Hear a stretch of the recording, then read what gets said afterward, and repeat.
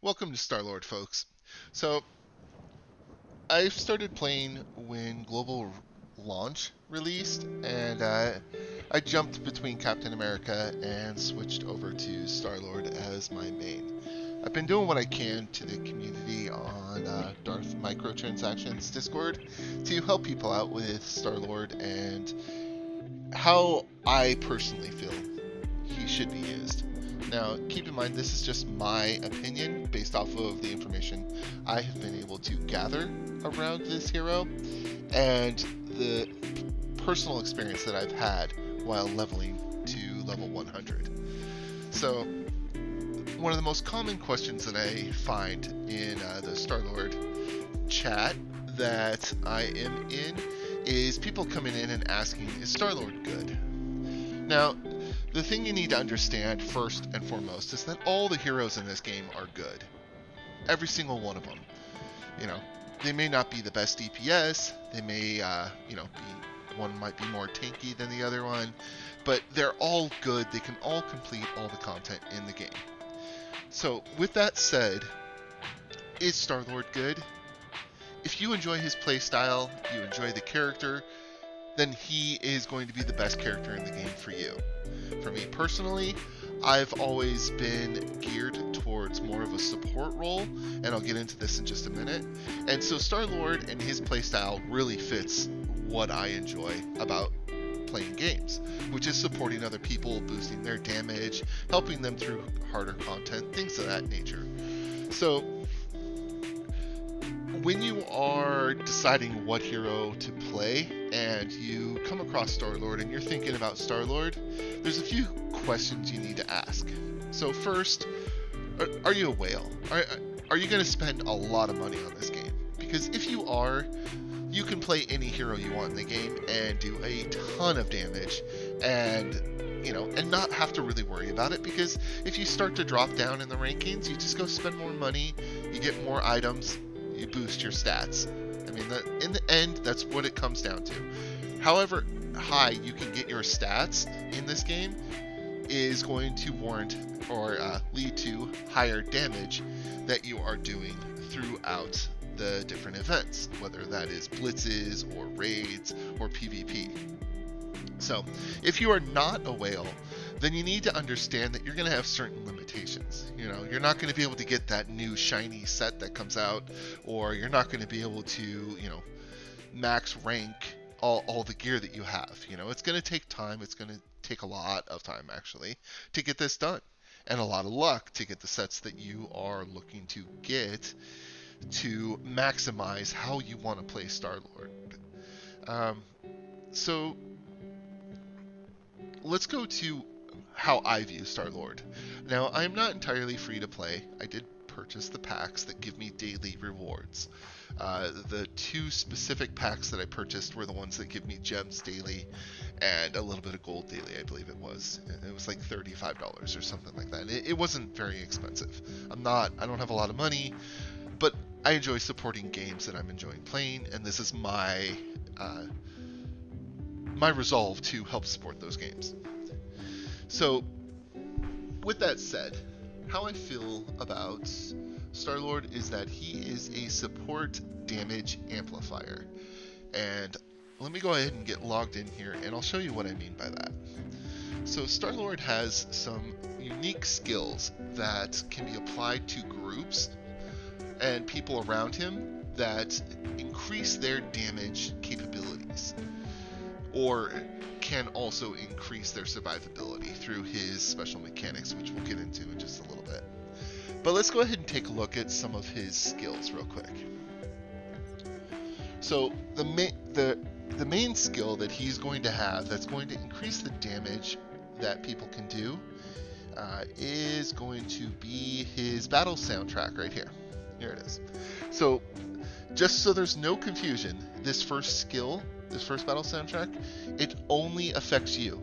You're going to notice it's super cheap to use, 9 stamina. It's got the same cooldown, and it gives the same buffs as the second stage, which is just getting started, right?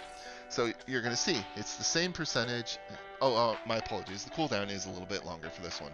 But this one increases the damage increases your allies' dodge gauge and stamina recovery speed while the skill lasts, right?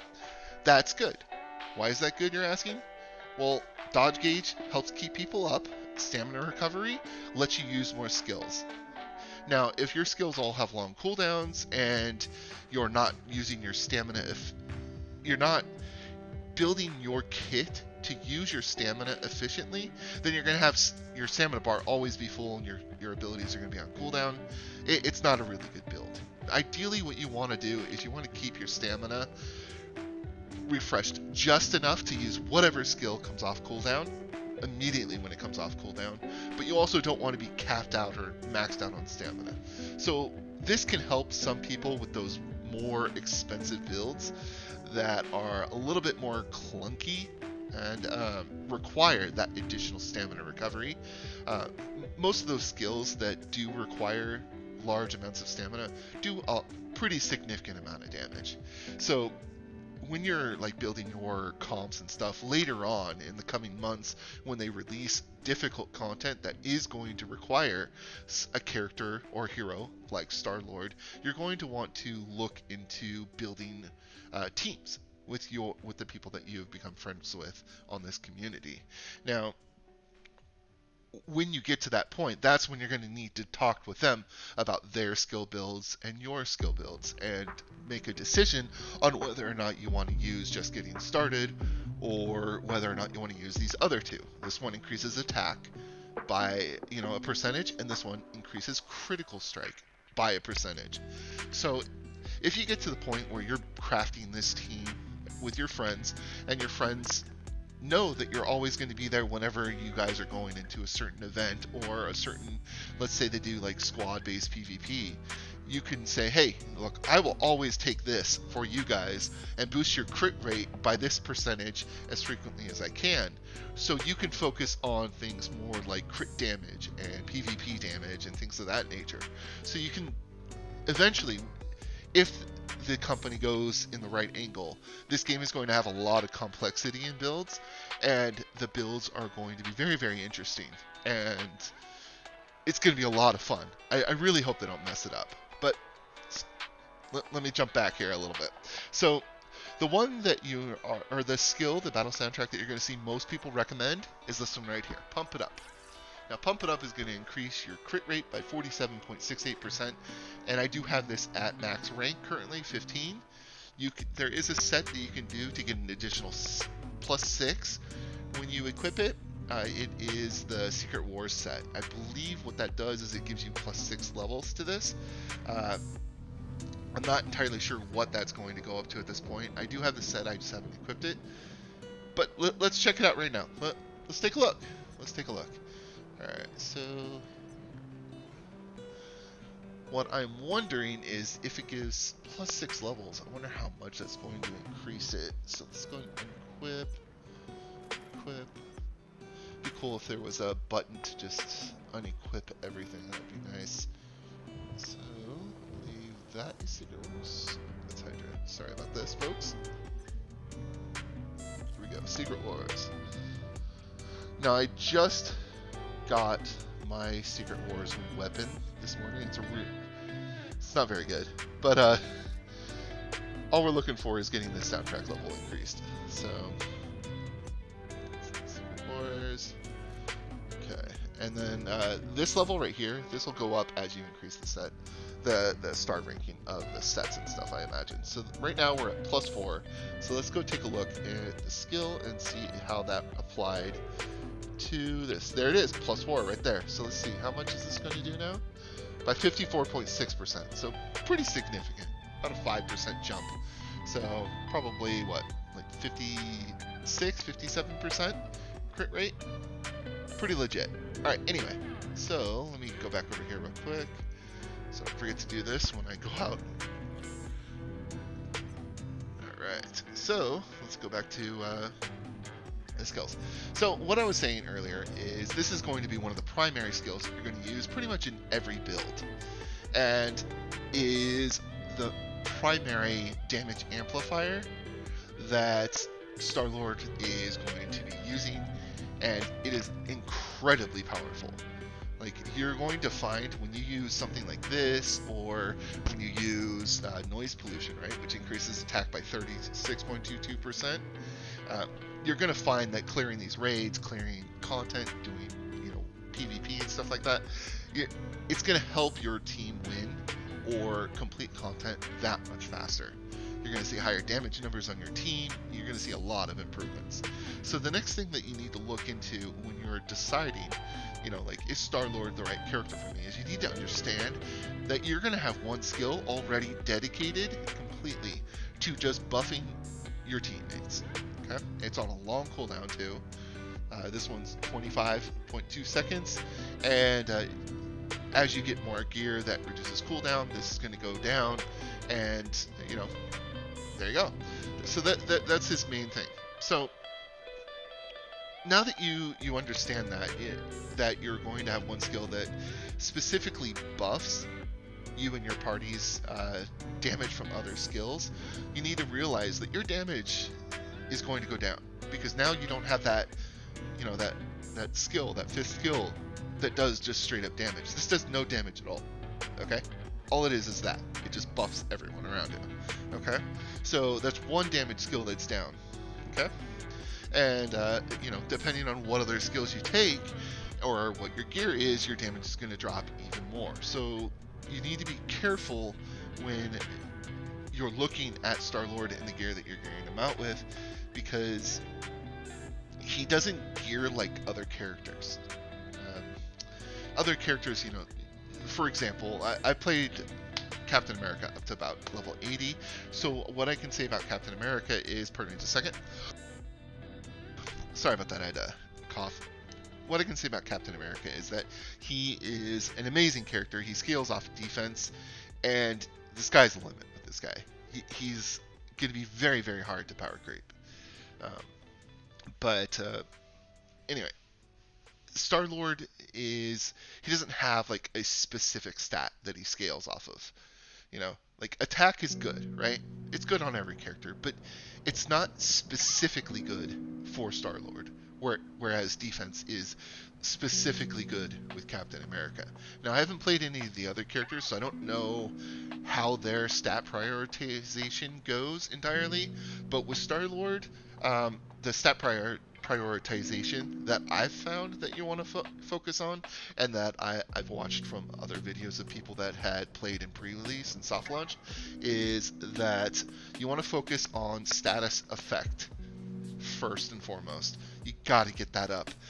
Status effect applies to his primary special skills that he can use, and his special system that rolls into his other ability to amplify damage or survivability to himself and the rest of the people that are with you. Alright, so how this works is he has 3 elements. He's got shock, he's got burn, and he's got frost. I believe it's frost. Chill. So shock is going to focus on reducing the attack of the enemies that get applied with this debuff by 25%. I believe. Let me double check that just to make sure. Here we go. Yeah, decreases the attack by 25% for 7 seconds upon reaching max stack count. That's important, okay? Just because you use one skill that applies an electrical debuff to an enemy doesn't mean that you're getting this, okay? You have to get to max stack count, which is 5. Once 5 hits, this is what I've understood so far, and it might be lower, but I'm not 100% on that, and I apologize. But I'm pretty sure it's 5. And when you get to that 5 stack, what ends up happening is you get this debuff right here, this one right here, right? So decrease the attack of a target by 25%. Okay, so this could be really good against progression content, where you have plenty of damage in your group, you have plenty of survivability, you have plenty of damage in your group, no one needs any of the other skill effects, you don't need to increase damage, you don't need to increase crit, but you want to decrease the target's attack. This could even be better in if say Dark Zone, right, where you have like your whole alliance rating. If you have 3 Star-Lords in there, you can get the decreased attack, you can get the increased crit, and you can get the increased attack buffs, right? Um, it's just how it rolls, right? So let's take a look at Frost next, right? So what Frost does is it decreases movement speed and dodge rate. This is important, okay? It decreases the movement speed and dodge rate by 30%, and also freezes the target, right? Which is crazy. And it freezes them for 4 seconds. If you're looking to PvP with Star-Lord, Frost is probably where you want to go. The Frost build that I'm using, it relies on really low cooldowns, and I use the Pump It Up. Is that the right one? No, hold on. I use my Frost build. This was set because I was just doing some random stuff. Sorry. I use Kickstart in single PvP. Increases my dodge rate, and for the next 10 seconds I get increased stamina recovery, which is great because all my skills here are like below, I think, 10 seconds. 6.4, 6.6. Hypergravity Bomb has got its own unique position here, so it's got a little bit more. 9 seconds, you know? So all my skills are going off, and they're coming back up repeatedly, so I want that extra stamina regeneration so that I can just continually use my skills over and over again. But yeah, Chill, right? Reduces movement speed and dodge rate by 30%, and freezes the target for 4 seconds. This does not work on bosses or mini bosses, okay? Keep that in mind. This is for survival in very difficult content, such as like when you get to Sakaar, you might have some issues where the mobs are hitting you and doing 1/3 of your health in one hit. Try Frost build out. See if you like it. Try a Shock build out. I tested the Shock build out in Sakaar. It worked great. I tested the Chill build out in Sakaar. It worked great as well. My healing potions that were used went down, and it was great. It was really good. And then we have the fire burn build, which is the most talked about build for Star-Lord. This is the build that came out when when all the early release folks were making videos. They came out and they said, hey, this is the build to go. Fire all the way. In fact, I'm pretty sure this is pretty close to the build that most people were recommending. You've got burn, right? Increases damage received by 20% for 7 seconds upon reaching max counts. And, so you're increasing damage, and the fire abilities are pretty nice, and then you increase the crit rate, you're doing lots of extra damage, It's really good for raids, it's really good for blitzes, things where you're going to have a boss that you can really just unload on and increase the damage on. Because you got to remember, you have to get to 5 stacks for some of this to even matter. And, it's a good build. It's a good build. If you see people using fire in PvP, it's because they're whales or because they don't know what they're doing. And no offense to any of those people. There's not a lot of Star-Lord content out there from what I could tell. That's why I'm making this video. And I know it's getting a little long, and I apologize for that. But yeah, this is pretty much what I wanted to discuss with Star-Lord. Because a lot of people out there are saying that Star-Lord is trash, and he really is not. He's a really, really good hero, and I'm quite positive that over time people are going to start to realize how important he is for pushing difficult content. And it's going to be interesting to see how, I believe it's Netmarble, approaches difficulty ratings in this game. Because for non-whales, you're really going to want to optimize your teams, you're going to want to optimize your skill builds, and play it like it's an MMORPG, Get on Discord and have rotations and talk to people about ideal placement and rotating around bosses and avoiding the red zones and stuff like that. This game has a lot of potential for this. But if you're a whale, almost none of this applies because you can just drop, $10,000, $20,000 and just ignore pretty much all the mechanics in the game. It's just what it is, folks.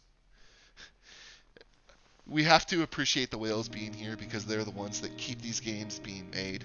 And yeah, but for us free to play folk out there and those that can't spend a lot, this game holds a very bright future. And I can only hope, and I hope you all hope this as well, that Netmarble continues to produce content that is going to challenge the player base, and hopefully this game will be around for a long time. Anyway, that's pretty much all I had to say about Star-Lord at this point in time. I know it's kind of long. I appreciate you being here. Feel free to leave a like and subscribe if you want. It's not important. I'm not trying to build the channel.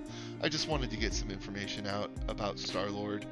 And yeah, I'll be making some more builds around with more detailed information into the builds that I am using and why I'm using the skills that I'm using. I'm not going to go too much into the sets, although, I mean, the sets are pretty clear. But I'm not going to go into too much of those because I'm not a whale. I'm not expecting to have, all the regional sets and all these new sets that they're rotating out. I don't have the money to spend on it to get that kind of stuff. But if you stuck around this long, legit, thank you. I really appreciate it. I hope you guys are having a great day out there. And, enjoy the game. Enjoy life. Peace.